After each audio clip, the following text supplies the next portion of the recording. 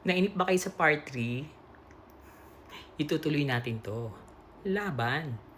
Ipatutumba na ako, alang namang manahimik pa ako. Umpisahan natin kay Chavit. Bakit siya kasama sa eksena na to na mapatalsik ang presidente? Siya na rin naman yung nagkwento na pumunta siya, dumalo siya sa bahay ng mga Marcos sa Ilocos Norte. Tapos dala niya raw yung mga papel ng Metro Walk kung saan nakatayo yung Luis Chavit Singson Bodol Company niya. Yung lupa na yun sa Metro Walk na napunta sa kanya. Alam nyo ba, yung lupa na yun kasama yun sa tawag dito, yung kinumpis ka ni Cory na pag-aari ng mga Marcos. Noong mga panahon na yun, di ba, lahat ng pag-aari ng mga Marcos, inan ng PCGG ba yan? Ganyan. Tingnan nyo kung gumagawa ako ng kwento. Nako, Chavit. Sinequester yan. Sequester, yan, ng panahon ni Cory. Ngayon, napunta yan kay Chavit. Questionable, di ba? Bakit napunta kay Chavit yung sequestered na lupa na yon sa Payanig sa Pasig? Yon. Ngayon, may couple pa na nagki-claim din na sa kanila yung lupa at may dala ring papel. Ano yung nangyari din sa mag-asawa? Ayun, tinumbang preso, natigok, patay. Spurious title yan. Chavit, di ba hinamon kita? Hinamon kita na ilabas mo ang title ng Metro Walk.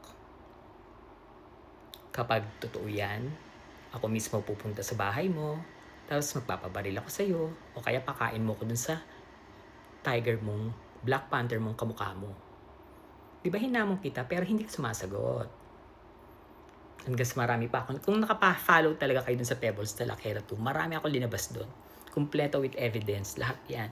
Pating illegal dredging niya, black sand mining niya. Alam nilang hindi na makakalabas si Digong. Alam nila.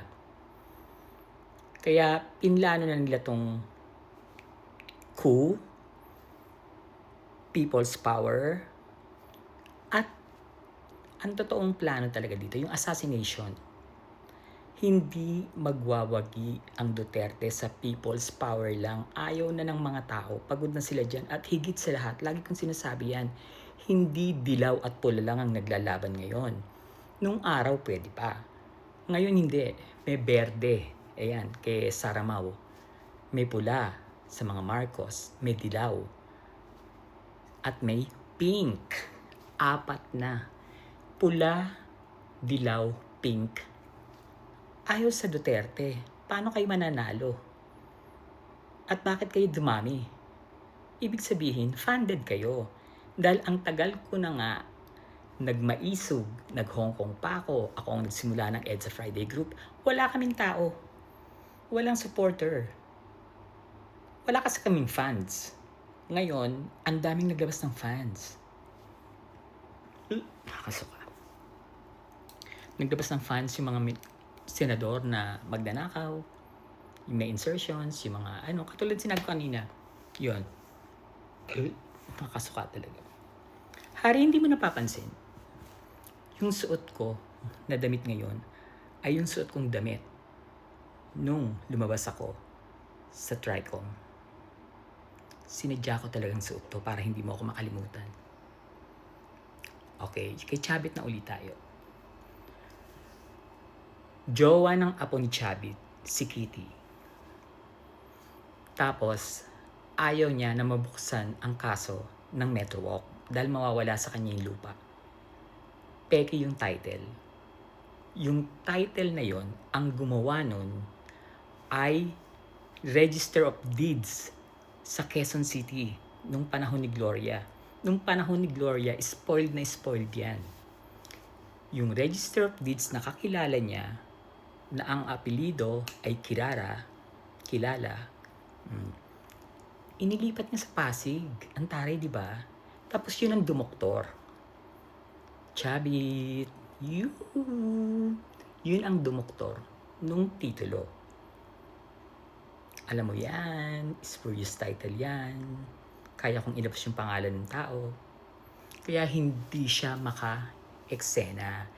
Kaya siya nagalit talaga kay BBM at kay FL. Pero bago pa siya nagalit, hindi ko po alam na meron silang isyong gano'n na nag-usap na sila. Hindi ko alam. Kinakalaban ko na siya that time. Pinopost ko na yan na ilabas mo ang title ng Metro Walk. Hindi ko pa alam na nag-usap sila. Kailan ko lang nalaman. Sabi ko, ay shit, noon ko pa pinopost siya na yung title ng Metro Walk. So yung pala, nagkaroon sila ng ganong eksena. Tapos ang sabi niya is, kaya siya nagtatampo dahil nga nung nag-Japan sila, hindi siya binanggit na isa sa mga guest. Diba? Ang babaw eh. Tanda-tanda mo na nagtatampo ka pa. Pero ang totoo dyan talaga, yung spurious title ng Metro Walk, saka yung hiniling niya na makapwesto yung pamangkin niya sa PCSO para maprotektahan yung mga illegal niyang sugal. Yung weteng.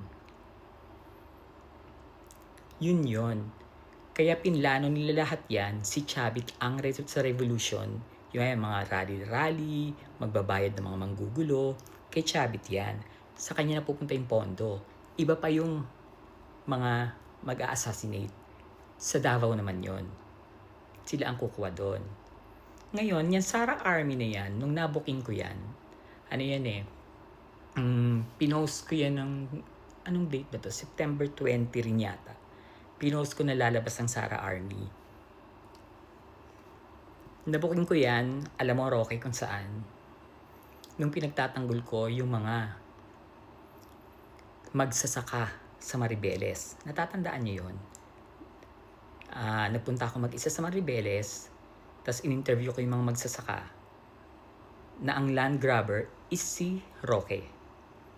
Ninakaw mo yung mga lupa ng magsasaka. Lumabas na lang na ang title ng mga lupa ay canceled na. Tapos nakalagay sa likod yung company na First Bataan, something like that, na nakasulat yung Myla Roque, asawa ni Roque, nabayad na raw ng 2 million. Dun sa interview ko sa mga magsasaka, hindi sila nabayaran. At ang nangyari, pinapunta sila sa land bank sa Pampanga. Nung araw na magbabayaran, naghihintay dun yung mga magsasaka. Pero ang nangyari, yung lawyer ng mga magsasaka, inambush, pinagbabaril. Nung araw na magbabayad na yung lawyer sa mga magsasaka, pinatay yung lawyer. So, mas malinaw na walang bayaran na nangyari. Linoko nyo, ninakaw nyo yung lupa ng mga magsasaka. At nagulat ako dahil nung pinuntahan ko yun, akala ko talaga lupa na, pag sinabi mo magsasaka, flat yung lupa. Tapos tinatanim mo ng mga palay, mais, tubo, di ba? Hindi, nagulat ako. Yung sumundo sa akin, isasakay ako sa bangka. Sabi ko, ano to, bakit bangka? May 2 bata na sumundo sa akin. Sabi niya, doon po tayo pupunta sa sa lugar namin na kinuha ni Roque. Bakit bangka? Pagtingin ko, my God, isa pala siyang parang island. Ang ganda ng beach. Ang plano pala doon is gagawing floating pogo. Kaya gustong-gustong makuha ni Harry Roque. Kung bakit ko nalaman yung Sara Army? Dahil nabuking ka ng isang Sara Army dun sa ginagawa mong pagnanakaw. Diba? Alam mo yan. Nabuking ka. Nung tinutulungan ko yung mga magsasaka, sabi ko, sinong tumutulong sa inyo? May tumutulong po sa amin dati, ganito, ganyan. Research ko yun. Roque, sagutin mo to ha. Itong sinasabi kong to. Bakit ka tumakas? Kasi mabubuking lahat to. Yung pagnanakaw nyo ng lupa, marami kayong linan-grab nila Duterte. At ikaw yung nag-aayos noon, nung time na wala ka sa palasyo. Di ba nag-off ka noon, tapos pumalit si Panelo? yun yung time